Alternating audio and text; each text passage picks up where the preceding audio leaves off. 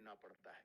ठीक है बच्चों, और ये सबसे लेवल 8 का नुकसान ये भी है कि आप जब भर्ती भी हो जाओगे तो वहां भी एक टेस्ट पास करना पड़ेगा, नहीं करोगे तो आपका डिमोशन कर देंगे या नौकरी से भी निकाल सकते हैं। ऐसा हुआ है हाल फिलहाल में बेंगलुरु में। ठीक है बेटा, वो चर्चा में आया है केस। तो ये डबल ए भर्ती हो गई और फिर बाद में टेस्ट पास नहीं हुआ, घर जाओ जी। तो ऐसा भी हुआ है। तो इसलिए बहुत ज्यादा फेमस नहीं रही पोस्ट। सबसे फेमस ये है जिसको हम इनकम टैक्स इंस्पेक्टर या MEA ministry of external affairs विदेश मंत्रालय में बहुत अच्छी नौकरी मानी जाती है। विदेश मंत्रालय की इसलिए मानी जाती है कि आपको 2 साल इंडिया 3 साल फॉरेन, और वो भी चॉइस पे, वो भी चॉइस पे, और रहना है तो सिर्फ दिल्ली में रहना है, नहीं तो विदेश में रहना है।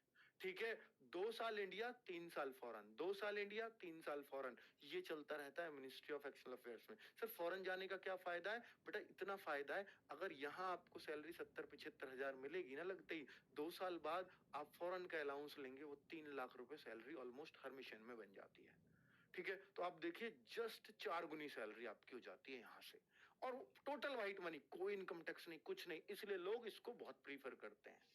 ठीक है, तो मिनिस्ट्री ऑफ एक्सटर्नल का जो एक बाउंडेशन नहीं है कि आपको जाना ही है विदेश, मत जाओ, जिंदगी भर मत जाओ।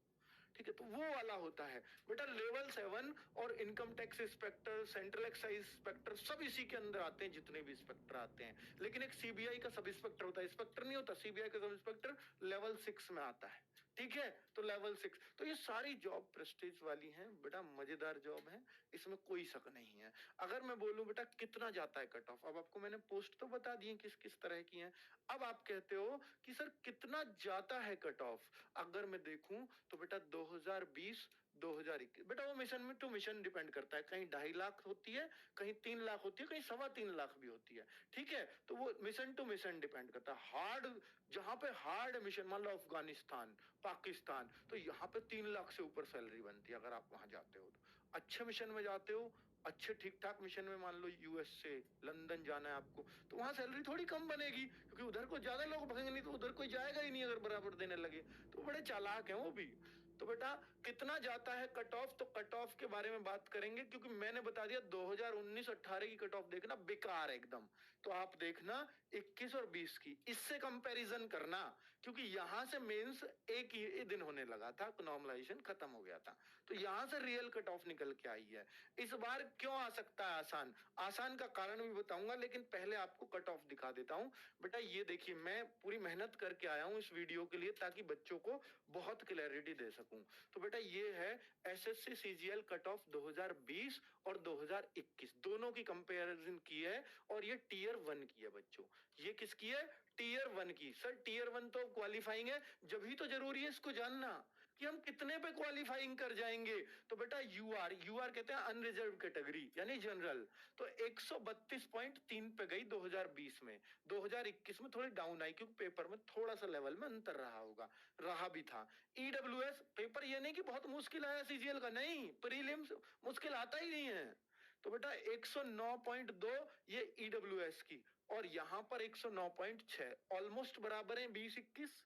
चलो ओबीसी का देखें, और ये आफ्टर नॉर्मलाइजेशन है, 200 में से स्कोर है बच्चों, ये 200 में से स्कोर है 25-25। 4 चीजों के क्वेश्चन आते हैं, अभी दिखाता हूं, और बेटा हर क्वेश्चन 2 नंबर का है, तो 200 में से ये स्कोर है।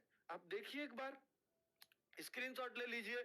और बेटा ये नॉर्मलाइज स्कोर है, मैं आपको बता दूं, मैं ऐसे कई सारे बच्चों को जानता हूं जिनके 20 से 32 नंबर बढ़े हैं प्री में, ये प्लस हुए हैं। तो ऐसे ऐसे नंबर बढ़ के लगी है कट ऑफ, क्योंकि बहुत सारी शिफ्ट में होता है, किसी का टफ आ गया तो किसी के 20 बढ़े, किसी के 22 बढ़े, किसी के 32 बढ़े, तो किसी के 2-4 कम भी हुए, ऐसा भी था 1-2 कम, पर वो शिफ्ट ही बहुत इजी हो तो कोई दिक्कत नहीं, कोई भी कर जाएगा उतना स्कोर। अब तो बेटा आप 132 करो या आप 182 करो, सब बराबर है। तो प्रीलिम्स को सबका बराबर कर दिया। पहले फर्क पड़ता था, एक बच्चा तो बिल्कुल कट ऑफ पे ला रहा है और एक बच्चा 180 कर गया, तो वो क्या होता था, इसके तो कट ऑफ पे ही है, ये नहीं होगा, मेंस में कितना ही बढ़िया कर लो। ऐसा भी टाइम आ गया था एक बार। ठीक है बेटा, अब फिर से वही टाइम आएगा, पूरा डिपेंड कर जाएगा सिर्फ मेंस पे यानी टीयर 2 पे।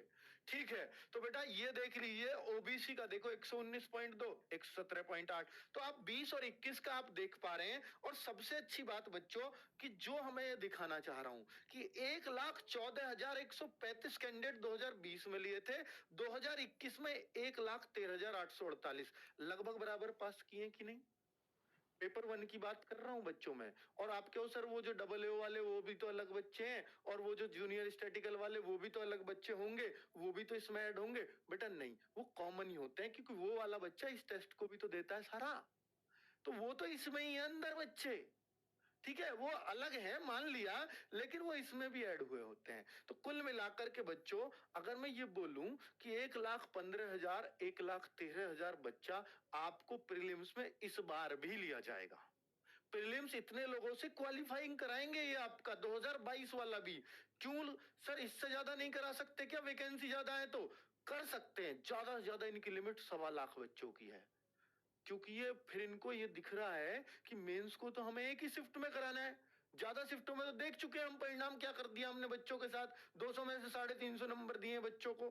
तो फिर क्या ये मेंस को एक ही शिफ्ट में कराना चाहेंगे? तो ये हार्ड टू हार्ड बेटा 1.2 लाख बच्चों को ये प्रीलिम्स में पास करेंगे। तो आपकी कट ऑफ कितनी जाने की उम्मीद है? आप देखो 20-21 में कुछ फर्क नहीं है ज्यादा, तो 22 में भी कहां होगा? तो आपको यही टारगेट मानना है। मैंने उस दिन क्या बताया आपको कि 130 अगर टारगेट मान लिया आपने, बेटा ये तो नंबर बढ़ के है, नॉर्मलाइजेशन। अब सोचो जिसके 20 बढ़े हैं, एक के 32 भी बढ़े हैं, तो बेटा जिसके 20 बढ़े हैं उसके तो 110 ही तो आए हैं। 130 पे तो उसका हो गया भैया, उसके नॉर्मलाइजेशन बढ़ के हुए हैं। तो आप अपना पेपर में सॉफ्ट टारगेट ये कर लो, मेरे को 130 करना है। जनरल वाले और ओबीसी वाले 120 पे भी इतना टारगेट कर लो आप अपना स्कोर, इतने पे आपकी कट ऑफ चली जाएगी। ठीक है बच्चों, सर क्वालिफाइंग है तो क्या आसान आएगा पेपर? आसान आएगा तो नंबर अपने आप बढ़ जाएंगे। तो मैं आपको यह दिखाना चाह रहा हूं कि बेटा प्रीलिम्स क्वालिफाई करना बहुत मुश्किल काम नहीं है। अगर आपका एक सब्जेक्ट थोड़ा सा कम स्ट्रांग भी रहता है, या तो मैथ्स या इंग्लिश, इनमें से बेटा जीएस किसी पे होती नहीं ज्यादा, और रीजनिंग को कोई छोड़ता नहीं है। तो आपके दो ही चीजें बचती हैं, या तो इंग्लिश या मैथ्स। जिसका मैथ्स स्ट्रांग हो सकता है इंग्लिश कमजोर हो, किसी की इंग्लिश स्ट्रांग है तो हो सकता है मैथ्स कमजोर हो। तो इसलिए आपको मैथ्स और इंग्लिश में अगर किसी चीज पे ध्यान दे रहे हो और आप कह रहे हो सर मैं तो प्रीलिम्स तक पूरा पढ़ के जाऊं, नहीं, आप कंठस्थ पढ़ना, चाहे पूरा हो पाए या ना हो पाए, क्योंकि आपका टारगेट है मेंस, जो कि मार्च में होना है। ठीक है, मार्च से पहले उम्मीद कम ही है, फरवरी के लास्ट या मार्च में मैं आपको एक्सपेक्टेड बता रहा हूं। एसएससी को जल्द से जल्द ये भर्ती खत्म करनी है और दूसरी निकालनी है बहुत जल्द।